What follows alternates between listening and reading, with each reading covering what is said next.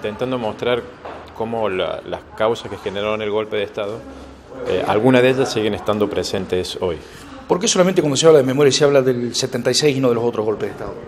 Creo que porque fue el golpe que tuvo características más brutales, ¿no? En los golpes anteriores había existido violencia institucional, pero no de la magnitud que tuvo el golpe del 76, ¿no? Donde hubo campos de concentración y políticas de exterminio de una parte de la población.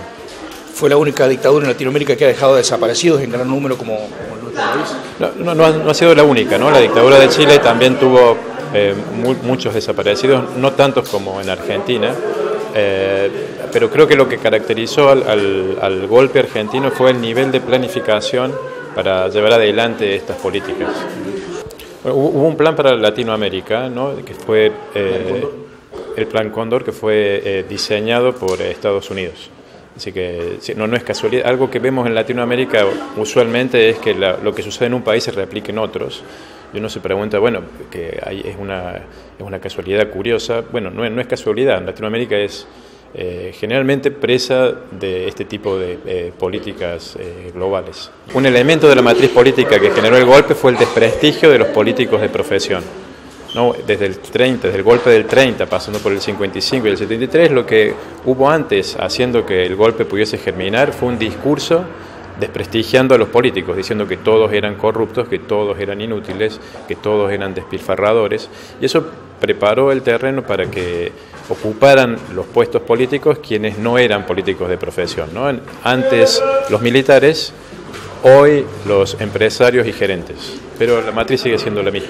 En el 30, el periódico que se encargó de crear el clima social del golpe fue La Fronda, que si uno lo lee y ve cuáles eran las acusaciones que le dirigía Irigoyen, son sorprendentemente parecidas a las acusaciones que hoy escuchamos que nuestros periódicos dirigen a algunos políticos, ¿no? Decía que era corrupto, que era demagógico, que había despilfarrado. Sobre Irigoyen. Sobre Irigoyen, ¿no? Que hoy es nuestro prócer, ¿no? Eso decía La Fronda. Sí. Y eso es lo que genera la matriz sobre la que se monta el golpe del 30, ¿no? Bueno, hoy tenemos a otros periódicos, pero con el mismo discurso. O sea que haríamos mal en pensar que el golpe de Estado fue un hecho aislado, particular, aberrante, que quedó en el pasado. Yo creo que las características, las causas del golpe de Estado siguen estando presentes hoy, generando otro tipo de manifestaciones, no tan aberrantes como campos de exterminio, pero sí preocupantes y graves. Bueno, de hecho ha habido interrupciones democráticas, por ejemplo, el caso más claro que tenemos recientemente ha sido Brasil. Claro, tenemos este tipo de intervenciones, claro, que no son golpes duros, sino una especie de golpes institucionales. Sí, y en Argentina tenemos algo que no ha llegado a ser ni siquiera un golpe, pero también es preocupante porque significa el uso de la violencia estatal con fines políticos, ¿no? Eso es una característica de los golpes de Estado.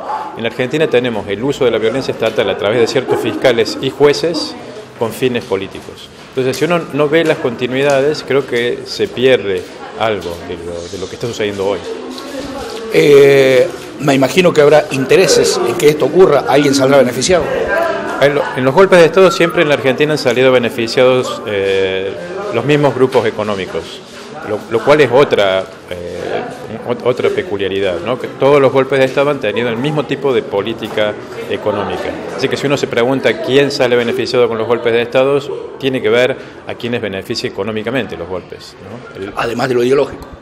Exacto, yo creo que lo ideológico es como algo que sirve para barnizar de legitimidad al golpe, pero que las raíces profundas del golpe, las causas más importantes del golpe siempre son económicas. ¿Hay riesgo y peligro en nuestra democracia de un golpe militar de este tipo? Creo que no, con las características que tuvo en el pasado, pero creo que no porque ya no hace falta para lograr los fines económicos que perseguían los golpes de Estado en el pasado, no hace falta ya recurrir a los militares, ¿no? Se puede hacer de otra manera. El Uriburu, que era el director de La Fronda, era el primo del presidente de facto, claro. El director, para que vean cómo estaba todo interconectado allá y sigue hoy, decía: el camino de la democracia a nosotros, a los que hicieron el golpe, está cerrado. Decía esto porque Irigoyen les ganaba elecciones sistemáticamente. Bueno, creo que eso ha cambiado. El camino de la democracia para los que eran beneficiados por los golpes de Estado no está cerrado, ¿no? El actual gobierno muestra que el camino de la democracia está abierto y por eso creo que no son necesarios ya los golpes de Estado.